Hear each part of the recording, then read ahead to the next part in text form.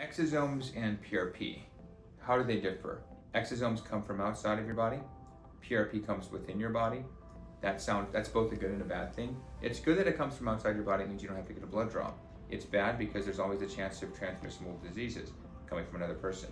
That being said, since exosomes are so small, the chance of them holding a bacterial infection or viral infection are really low, especially in a heavily screened individual. I don't believe to date there's a transmitted disease for PRP.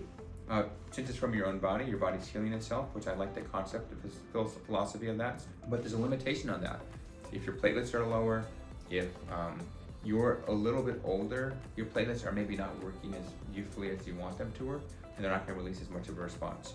But again, you have less risk of transmissible things from PRP, although it's extraordinarily low. And I've done both, and for the reasons I prefer exosomes.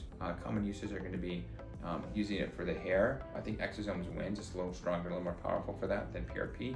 Healing after incisions, healing after lasers. I think exosomes is going to be a little bit more effective than PRP, but both can work for that. For men and women, it can be used for sexual dysfunction or to improve your sexual health. And I think in that case, I actually like PRP better than exosomes.